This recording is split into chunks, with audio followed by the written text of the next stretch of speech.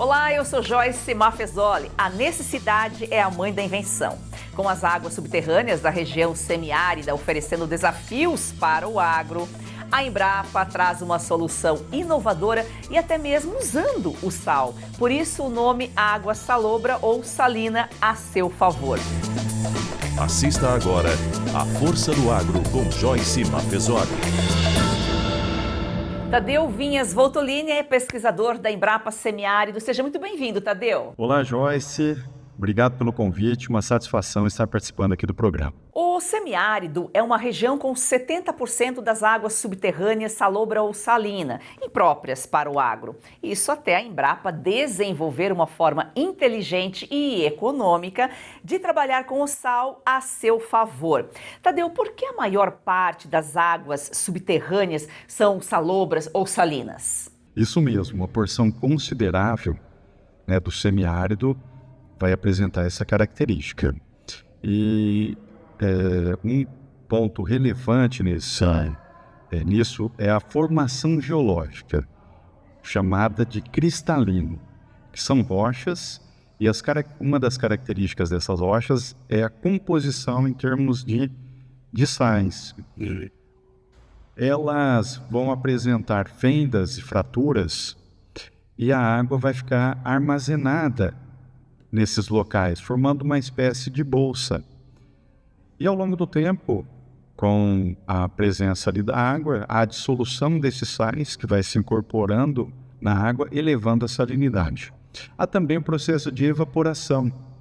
À medida que a água evapora, ficam os sais também aumentando aí a salinidade. Então nós temos uma área extensa com essa característica. Isso faz com que exista um recurso natural, que é essa água presente no subsolo, um recurso natural que precisa ser estudado para ver suas características e suas potencialidades. E a água salobra, salina, ela é imprópria para o agro, né, Tadeu? Por quê? Os principais efeitos dessa água com maior concentração de sais é a redução da absorção de água pela planta. A água é um nutriente, é um recurso essencial para a planta, né? Sua falta vai comprometer processos fisiológicos, crescimento, produção. Além disso, a redução na absorção de nutrientes essenciais. E também a presença desses sais pode levar à toxidez, causando danos celulares.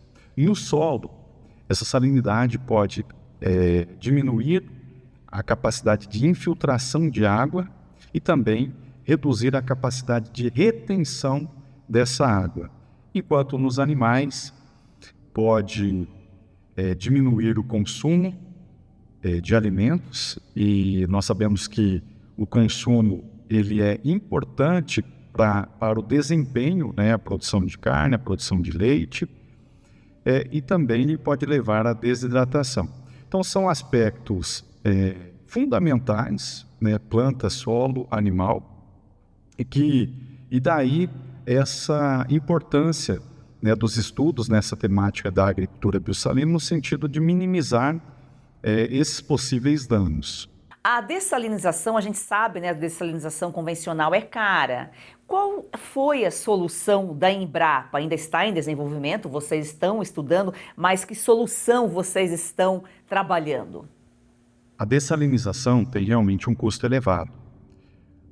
Então nós poderíamos pensar, por que não dessalinizar essa água e utilizar a água dessalinizada na irrigação, na dessedentação do animal?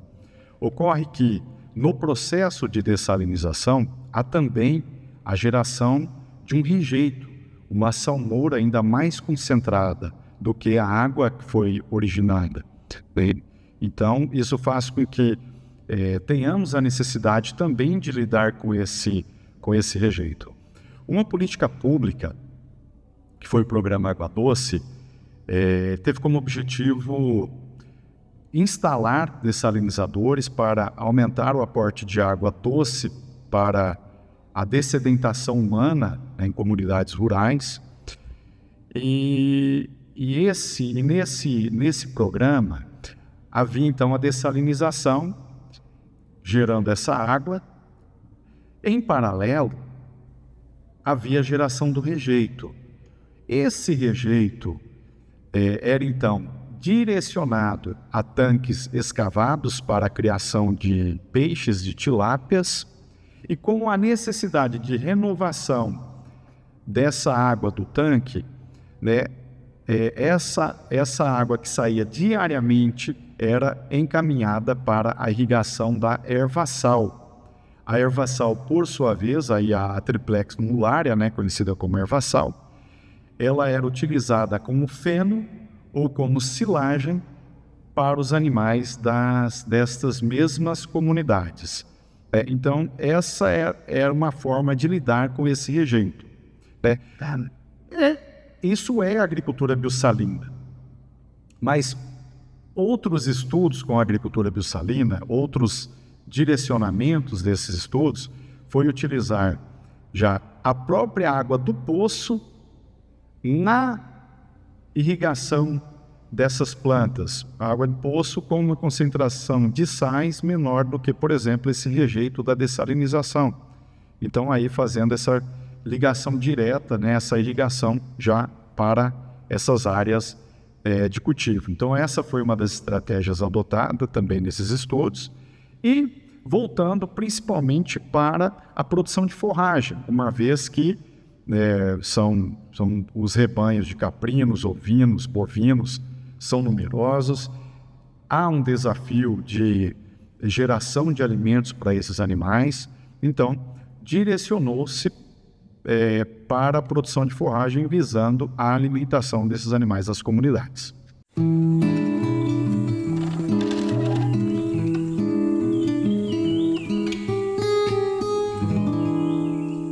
Já voltamos a falar sobre o tema de hoje, a água salobra, mas agora é hora de Da Porteira para Dentro com Frederico Dávila. Seja bem-vindo.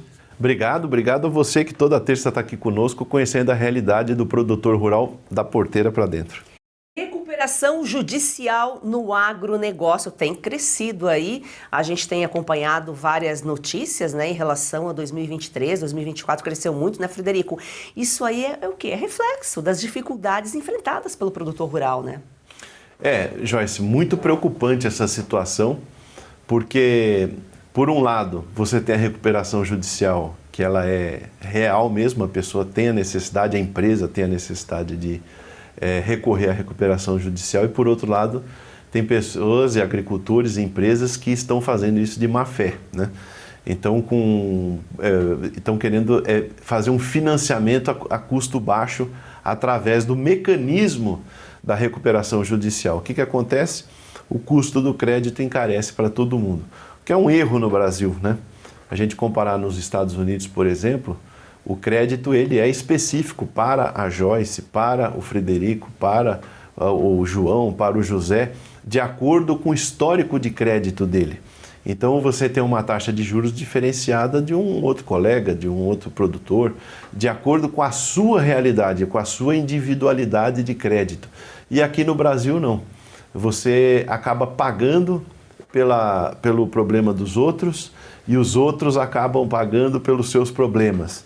E aí eleva o valor do crédito para todo mundo. Então, esse mecanismo da recuperação judicial, ele pode ser utilizado por aquelas pessoas, aqueles agricultores e empresas que realmente têm essa necessidade.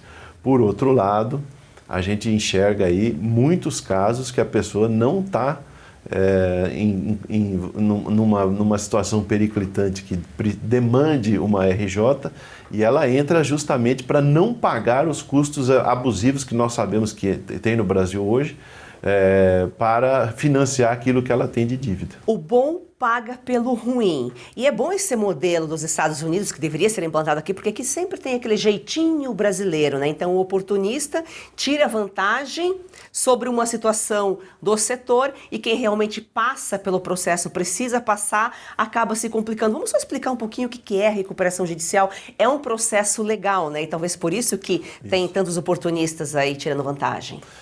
Na verdade, a recuperação judicial é o que se chamava no passado de concordata. data, né? Você suspende os pagamentos de todas as suas dívidas, renegocia suas dívidas com outras taxas de juros, nomeia um administrador da recuperação judicial e você vai pagando aquilo de acordo com com a sua capacidade de pagamento. Porém, tem gente que realmente precisa dessa situação. Tem empresa que precisa desse mecanismo. Agora, tem gente fazendo isso de má fé. Porque justamente você começa... A primeira coisa que você faz é para de pagar todas as contas. Segundo, todos os credores entram numa lista. Os juros param de ser cobrados. Você renegocia os valores. Então, na hora que você faz isso, é lógico que aquele que estava esperando receber, ele não vai receber dentro da data ou aquele valor naquilo como deveria ser. Então, o que a gente enxerga, né, Joyce? De 2022 para cá, quando teve aquele boom da soja, do milho, que todo mundo saiu correndo atrás de comprar máquina, equipamento, arrendar área, comprar terra, enfim, expandir o negócio, as margens eram bastante grandes, né? E hoje já não são mais, hoje a margem é muito apertada, muito apertada. Então, quem vem carregando aquele custo daquela época, hoje está numa situação realmente complicada. Quem fez principalmente compromissos naquela época, com uma margem bastante alta, hoje está numa situação bastante complicada. Então, a gente tem que ver, você está pedindo uma recuperação judicial porque você pisou no acelerador, apostou no negócio e deu o passo maior que a perna, ou investiu num momento que não era adequado, ou você está fazendo isso por uma vantagem, né, que você está... Imagina, você com uma realidade hoje de juros aí a gente com 15%, você não consegue tomar dinheiro a 15%, você vai tomar dinheiro a 18%, 20%, 22% aí. Com uma realidade praticamente de agiotagem do governo federal.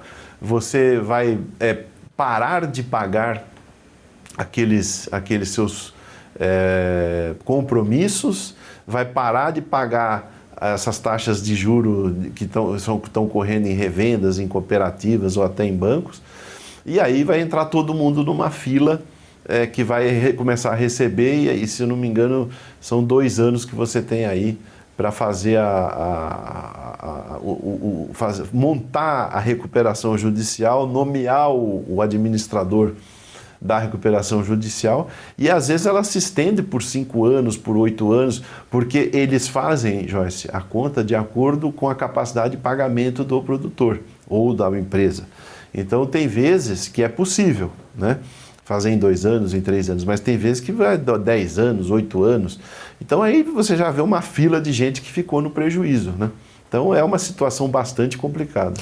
E com a necessidade de pedir a RJ ou não, está todo mundo no mesmo pacote, consequências, juros altos, crédito mais caro, processo de recuperação no agro, e ele acaba impactando toda a economia, inclusive a geração de empregos, né? Sim, porque você entra numa realidade aonde quem fica é quem tem alguma solidez ou ainda tem crédito. Porém, o crédito é caro. Então, você acaba pagando por aquilo que você acabou de falar, pagando pelo que não pagou, né? Aquele que não pagou. É por isso que a gente fala da crise de crédito. A crise de crédito é porque elevam-se as taxas para todos, inclusive aquele que é bom pagador, por causa daqueles outros que tiveram um percalço ou ardilosamente estão se utilizando do mecanismo da recuperação judicial para se financiar ou para não pagar aquela conta. E aí o que acontece? Tomada de dinheiro caro, custo alto, concentração daqueles segmentos na mão de menos pessoas, porque essas pessoas que entram em recuperação judicial, esses agricultores ou empresas, acabam caindo na mão de outros agricultores ou outras empresas que acabam ficando maiores porque eles têm capacidade de conduzir o negócio ainda. E isso vai concentrando mais aquela, vamos dizer, aquela produção ou aquela empresa. Então, não é saudável de modo geral, não é saudável. Por isso que eu também sempre falo, né, Joyce, que essas essas euforias muito grandes, elas são ruins, porque elas criam uma sensação de corrida, de uma corrida frenética atrás de uma situação, como se você estivesse perdendo tempo, então a pessoa sai fazendo tudo, comprando o que não precisa, investindo no que não deve, dando tiro para tudo quanto é lado, e aí de repente vem esse grande degrau e tem essa queda abrupta. Nós tivemos 2 episódios, né? Nós tivemos o episódio não só da queda das commodities, mas também da eleição no Brasil do PT, que acabou de arrebentar com a economia nacional. E, consequentemente, o agro é o primeiro a sofrer nessa situação. E a agro é comida na mesa. Toda essa crise, se é ruim para o produtor, para o consumidor, para o trabalhador, é pior ainda e vai chegar a consequência lá na frente. É sempre bom dizer, aqui que a gente sempre conversa com a Joyce e com vocês que nos assistem aí toda terça-feira, os problemas de hoje do agro vão se manifestar nas prateleiras do supermercado lá na frente. Às vezes na prateleira do supermercado, às vezes na loja de roupas que você compra aí, toalha de algodão, camiseta de algodão, etc., vestuário. Vai se manifestar na loja de material de construção que você vai comprar madeira, vai se manifestar no seu material de escritório, que é papel, envelope, enfim, tudo aquilo que é papelaria, nos artigos de higiene pessoal, como cotonete, algodão, essas coisas, tudo isso é agro. E os problemas que acontecem hoje se manifestam daqui 4, 6, 8, 1 ano, 8 meses, 1 ano do evento que ocorreu. Então, é muito importante a gente entender que essas problemáticas causam problemas que vão se manifestar lá na frente. Assim como você joga uma pedra numa água muito calma, aquelas ondas elas vão se propagando de maneira constante até elas chegarem nas bordas. E é assim que acontece no agro também. O agro acaba envolvendo aí todo mundo. Frederico, muito obrigada pelas suas informações aqui. Obrigado a você que toda terça-feira está aqui conosco.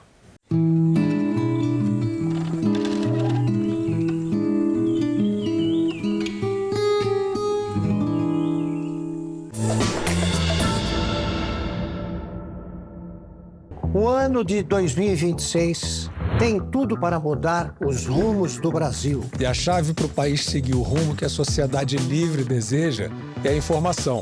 A Oeste nasceu para romper o silêncio. Agora chegou a hora do próximo passo. Ampliar o espaço que já ocupa com a entrada no universo da TV a cabo. É a sua assinatura que faz toda a engrenagem da Oeste funcionar. Assine a Revista Oeste. Tem acesso a grandes reportagens, artigos exclusivos. E ajude a construir a Oeste TV. Vamos juntos mudar o futuro. Oeste, independente, essencial. O Brasil real está aqui. Para apoiar mais este projeto da Oeste, faça sua assinatura com até 20% de desconto, com pagamento em até 8 vezes sem juros. Você pode assinar pelo site revistaoeste.com/assine ou pelo 0800 580 2020. Assine agora, nossa equipe está de prontidão aguardando você. Assine já! Como funciona a irrigação por gotejamento com a água salobra? Ou quando chega nesse processo, vocês já fizeram também a dessalinização? No manejo da irrigação, no contexto da agricultura biossalina, vários aspectos têm sido considerados. Um deles é a utilização de plantas com menor demanda hídrica. Por exemplo, palma, com demanda hídrica menor do que a necessidade de água de outras culturas. Além disso, a irrigação ela é feita na forma de suplementação ou de complementação hídrica somente nos períodos onde há escassez, somente nos meses em que realmente está muito seco e só para fazer essa reposição. Isso impulsiona a produção da planta e ao mesmo tempo que está aportando menos água e, consequentemente, menos sal, uma vez que nós estamos falando aí de água salina. Eu também destaco que o sistema de irrigação que tem sido utilizado é o por gotejamento, onde são utilizados esses tubos gotejadores e que vai aplicar água na zona, na área das raízes. Isso faz com que nós tenhamos um menor desperdício e uma melhor eficiência no uso dessa água. A produção de silagem com forrageiras salinas realmente mantém aí o valor nutritivo dos alimentos, Tadeu? O propósito de uma boa silagem é manter as características do alimento que lhe deu origem, da forragem que lhe deu origem. Então, a boa silagem procura minimizar as perdas de nutrientes. No entanto, sempre haverá algum nível de perdas, mesmo em boas silagens. Isso pode acontecer. A ideia é que esse processo seja feito de forma adequada para que essas perdas sejam minimizadas, né? Ainda assim, a silagem, mesmo com alguma perda, ela é importante para manutenção, para preservação, né, das características dessas forragens, desses alimentos. Por exemplo, né, um capim em que ele naturalmente está na área de cultivo, ao longo do tempo ele vai secar.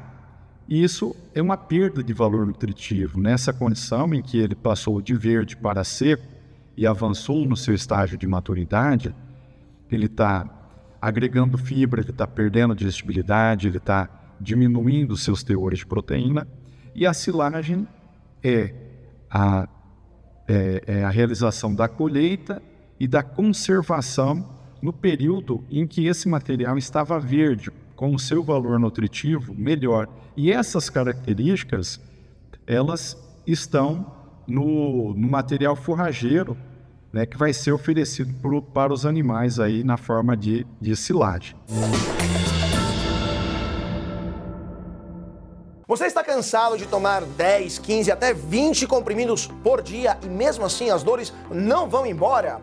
Se você sofre com dores nas articulações, artrite, artrose, reumatismo, fibromialgia, dores na coluna ou nas pernas, preste atenção, este recado pode transformar a sua rotina e a sua saúde. Pode e vai transformar, Káutia. A Vitagold inovou mais uma vez e apresenta o Vitais 7 em 1. Uma fórmula com 7 ativos mais indicados por especialistas, agora em apenas 2 cápsulas por dia. Chega de tantos remédios. Agora praticidade para você, mais saúde e menos dor. É isso aí, olha o que você encontra no Vitais 7.1. Magnésio para fortalecer os ossos, cúrcuma para aliviar as inflamações, creatina para mais força e disposição, colágeno tipo 2 para regenerar as cartilagens, MSM reduz inchaço e rigidez, a clorela protege o fígado, a vitamina C turbina a imunidade, ou seja, tudo 100% natural e com comprovação científica. E quem usa, aprova. Vamos ouvir agora o recado especial da querida Lucinha Lins, que faz uso diário do Vitais 7 em 1. Cansada de tomar vários comprimidos por dia, não é mesmo? Eu também.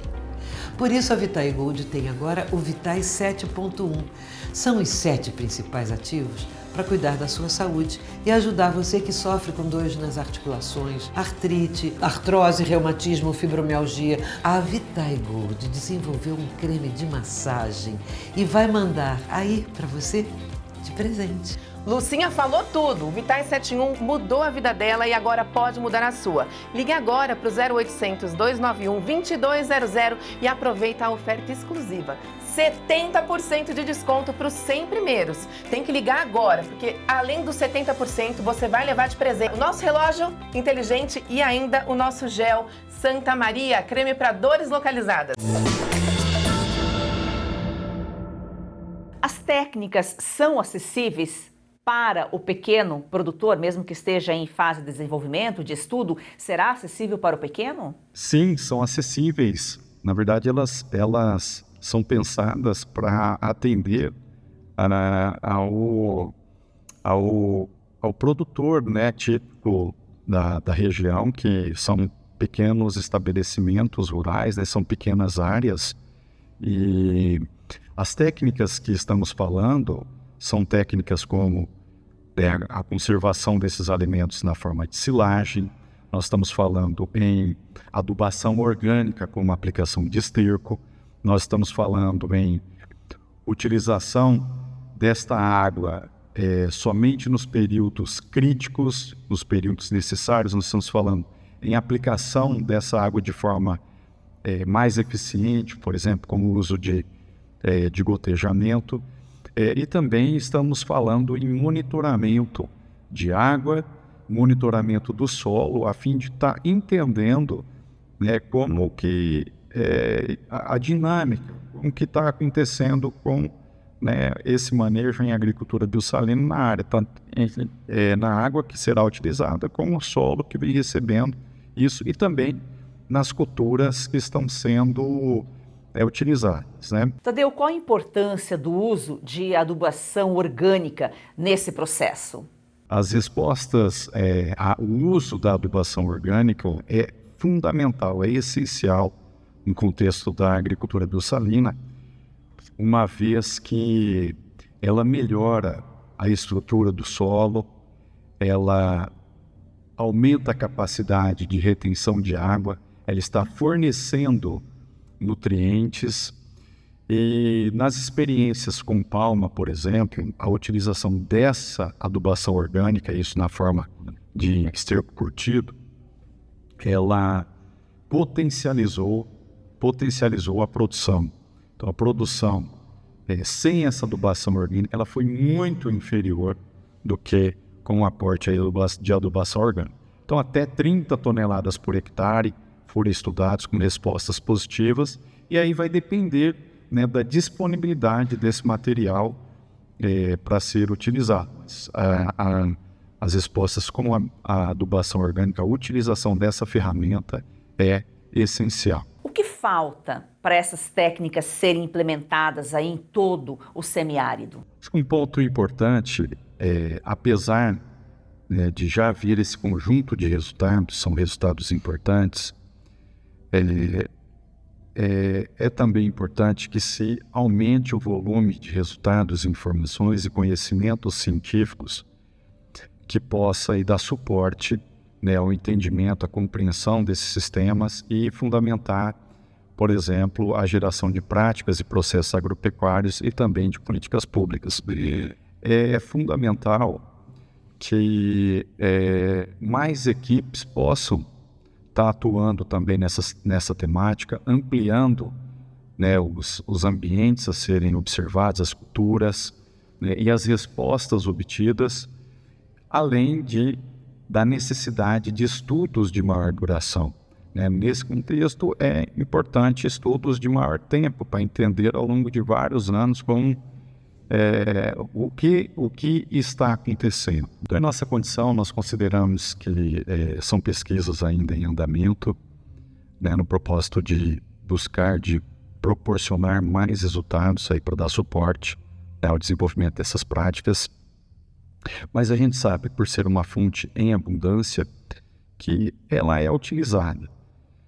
Por exemplo, a água salina, proveniente de poços. E o conjunto de resultados já obtidos em função de respostas positivas com essa adubação orgânica, da conservação e do uso desse material forrageiro na forma de silagem, né, do uso de culturas com menor demanda hídrica, desse aporte de água um pouco mais, com mais critério somente nos períodos que realmente há escassez. Então são conjuntos que aí já podem, né, ser utilizados como informação nos produtores e na sensibilização para o uso sustentável do recurso, para a produção sustentável, direcionando a produção sustentável nesse aspecto aí. Tadeu, foi um prazer recebê-lo aqui em A Força do Agro. Muito obrigada. Bom, muito obrigado. Agradeço a oportunidade e sigo à disposição. Gratidão a você que nos acompanha, siga o nosso perfil e vamos fazer nosso perfil no Instagram e vamos fazer do agro, esse campeão brasileiro, uma paixão nacional.